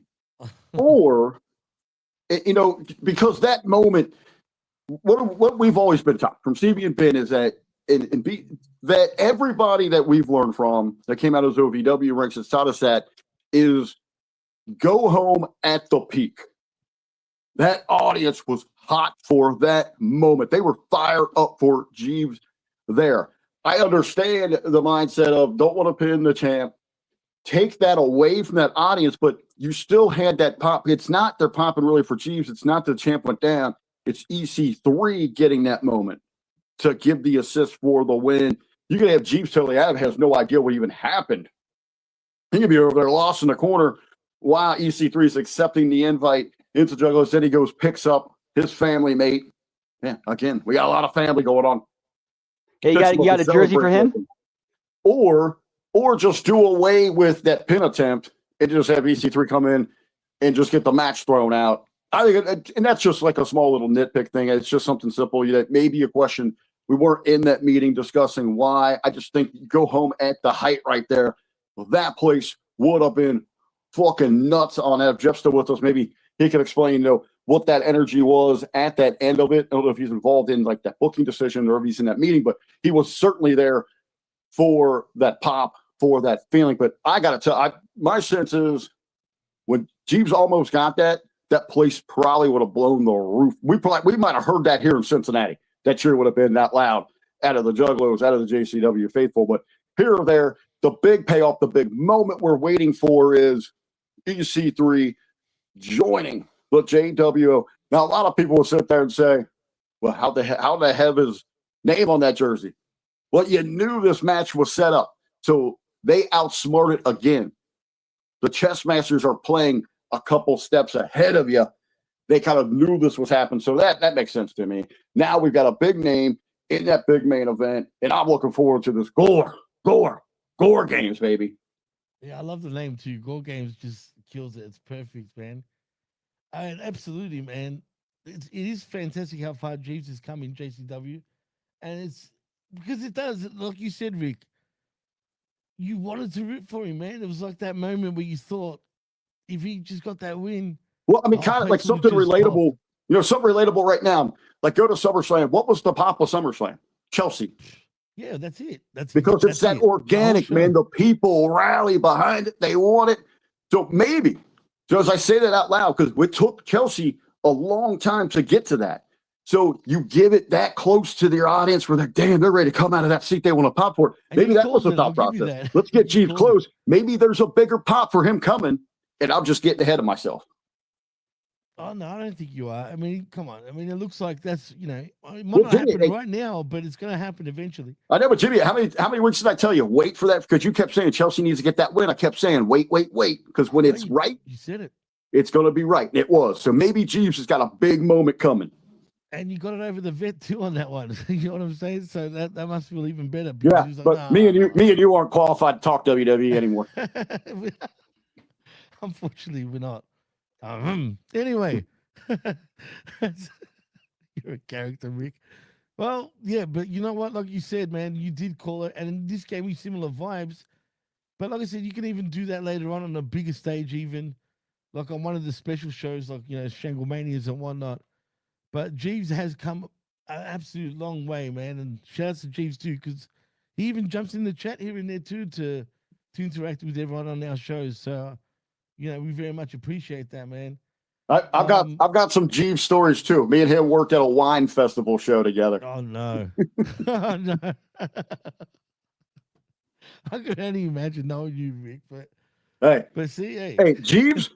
All right, Jeeves is one of you. You got the old took the line in wrestling, take a character, turn it up to 10, and rip the knob off. What you see from Jeeves on TV? They turn it down to 10 because that guy is wild. He is a hell of a guy, man, but he's wild. That's awesome, man. I can picture it. And he's a cool dude. Like I said, he comes in the chat as well and interacts with everyone here, man, including us. But yeah, that's awesome, man.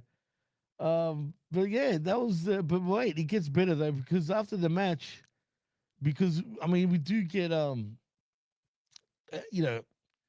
we see all sorts of people run down, because we do end up seeing how, the JWO come out, they throw the shirt, and surprise, surprise, man. I mean, EC3 does become a JWO member, and for a second, I mean, is Jeeves part of this, or is he just playing the disco role now of the NWO? If that makes any sense, if you remember back in the day, Disco Inferno sort of being part of the Wolfpack, but not really.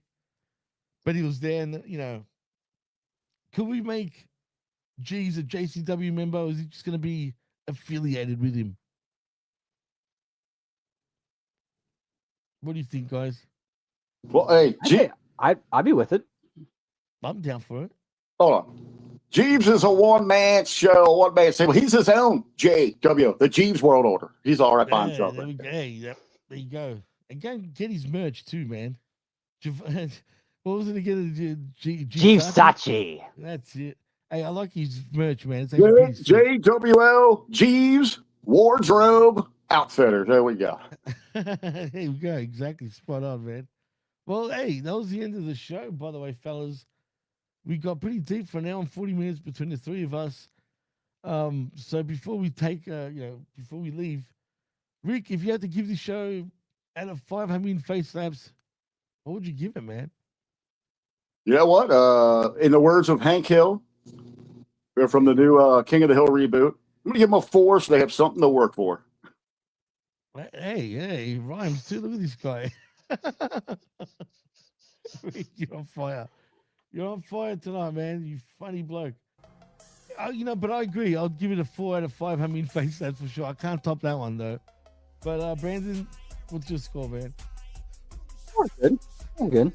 So, if only there was one more of us, it would be the awesome foursome, pretty much. Unfortunately, there's 3 of us. But yeah, no, 4 is a fair shot. I'm looking for the thing about this show. It gets better and better every week for the most part. You know what I'm saying? Right. It seems like, I mean, again, as with any show, an episode or 2 it had a rough patch, but overall it just gets better. Climbs gets better and better and better. Like the stock market. Like a climbing side is going to hit a dip every once in a while, but it still keeps getting higher and climbing. And I'm just glad that JCW is still a staple in pro wrestling, man. It's been around for over 25 years, man. I think, it is kind of a niche. It's not going to be one of those things that breaks through to a mainstream. It might not be for everyone, especially in this day and age that we have now this idea of rope work and move sets. I mean, this is more of a traditional. If you grew up in that era, you love this kind of wrestling. This is our wrestling. It's something for us. I think what's most important with this program is while you're watching it, you don't look at your watch and say, when's it going to be over? You sit back and enjoy each segment. It keeps you captivated. It keeps you hooked because it has a tremendous flow to it. And while every segment might not hit, maybe some of the things I even said, maybe they could have done this. That doesn't mean it was bad. I'm just throwing out suggestions because it's making me think. It's making me think about the product, and I'm looking forward to the next go around. And that's what's most important. I think that was the most important element from the Monday Night Wars that people overlook, underestimate, don't talk about, was the hook. Because when the show ended, you couldn't wait for the next one. And I think that is the true magic that they're trying to capture, that they are bringing back with Juggalo Championship Wrestling. Boom, yes. It's like when I first started watching wrestling in 2000. I'm left with, I have a great, fun, entertaining show to watch. They leave me with the cliffhanger. I want to see what happens on the next show. That's the Russo way too, man, which is exciting to see. And looking forward to next week's episode, of course. And like we announced before, we did give an exclusive for everyone that didn't catch it. Go and check out the show earlier. You might be pleasantly surprised. But in saying that, Rick, I'm going to go with you first, man. Tell them what you're doing, what you're up to, and tell them where they can find you. Well, you won't find me on Tuesday afternoons, that's for damn sure.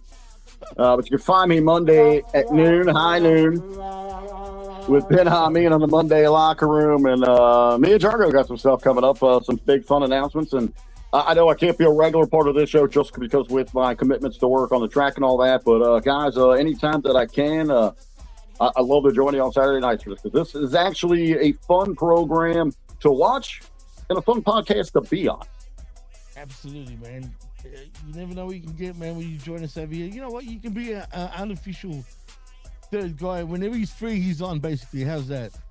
You'll be joining us whenever you can. I'll put the pressure on you, Rick. Well, I know I won't. Next week, we got a huge weekend at the track. Probably not for the rest of the month. I got a bunch of big race events coming up on all that, but hey, man, this truly is, man, you guys have actually put some damn hard work into this one. This is a fun show to be on and a incredibly fun show to talk about. Oh, thank you, man. And we appreciate that, man, for real. Hey, don't make the show too good. No, come on now, Rick. But thank you. We do appreciate that, man. Brandon, they're gonna come steal it from you. They're gonna come steal it from you. No, they're not taking this one, man. They're not taking this from us. But Brandon, tell them what you're doing, man, and what you're up to, and where they can find you. Oh, let's see. I'm not sure how long we're gonna do it. Probably it's gonna be. I guess tonight will be a late start. AAA watch long. I'm not sure when we're gonna get it started, but we'll get it started here probably at the latest about 15-ish minutes. And then tomorrow we got HMG After Dark. We'll be doing a watch along of Bloodsport, and then Monday we got the Monday Locker Room, the watch along the Impact Attack, which of course features a couple of Drew Carey show reviews. Did I hear Bloodsport? You did. You're gonna finally do that? We're doing Bloodsport on tomorrow I'm night. gonna have to join you on that. I'm gonna have because I just want to see your reactions to this movie. I will send you the link. I will send you the link. Thank you, because I'm actually pumped for that. We've been telling him for so long. Gotta watch Bloodsport, man. You gotta watch Bloodsport. Now that I've just heard that, I'm joining you 100%, man. I'm sorry for cutting you off. I just had to say that. Was anything else? You're good. And then on Tuesday, we have the late start NXT watch along, which will air after the A show and Hitting the Marks. And then on Wednesday, the AEW Dynamite watch along and Bell Count. Thursday, of course, the JCW Lunacy plus TNA Impact watch alongs. And then Friday, the SmackDown watch along and Bell Count. As for me, catch me on Twitter, as the kids call it these days, the X at LG Brandon Whoop. I'm also on Twitch at twitch.tv/LG Brandon Whoop Whoop, where unfortunately I will not be able to make it tonight because it is going to be a late night, plus, with Insanity and AAA. But I think we might do tomorrow night, maybe Monday, not 100% sure. Definitely Tuesday, though. Definitely Tuesday. Oh, very nice. Well, as far as I'm concerned, you can find me at the PWC Network on the X. But most importantly, like and subscribe right here at Having Media Group's YouTube channel, where, man, please just share it out. Give us a few likes. Tell your friends. Tell your family where you can check us out right here at Having Media Group /YouTube.com. Also at the Patreon, like right there under my name, Having Media Group /Patreon.com. $5 is all it is, man, where you get some exclusive content and, of course, a lot of content for free as well. So look out for that. But in saying that, obviously look out for that wreckage tomorrow morning, 11 a.m. Eastern, with myself, the vet, and the professor, where we talk all things AEW. And we're not going to be on Tuesdays talking WWE, unfortunately, but we'll be here next week talking Lunacy right here on Insanity. And I will join you this week, obviously, for the Impact Attack, Brando, but we'll talk about that during the week, of course, what it means moving forward. But we do have some things coming up too, so look out for that. So in saying that, I am Jimmy T. He is Whoople Brandon, and he is R to the B to the V. And you've been listening and watching Insanity, your JCW Lunacy show, right here on Having Media Group's YouTube channel and on the Patreon after the fact. Thank you to everyone that joined us today. Till next time, peace out, much love, and we're out. See you.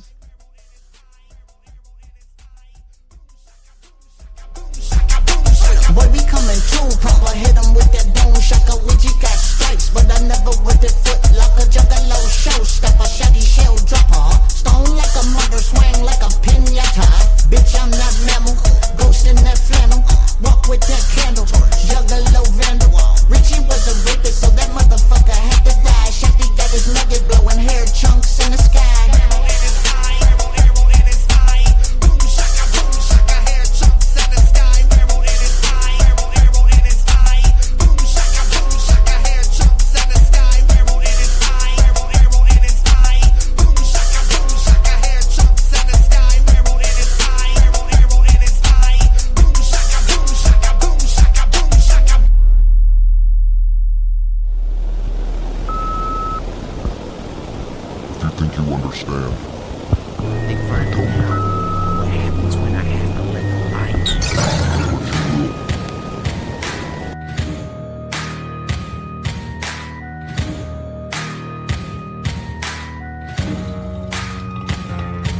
Got my head high, stepping through the safari, bitch. Betting these other cats don't want no part of this. Yeah, I'm the type of artist with the skill set to always be cooking the bars and they artisans, so I'm never starving shit. I be raising plates, gaining weight, coming back with even harder hits, and I don't ever call it quits. That's for all them harlequins. I be calling wins, give a fuck who you calling in. I draw upon an armament, a charming wit, cause being smart and lit, just my starter kit. But now I'm harnessing my inner awesomeness, so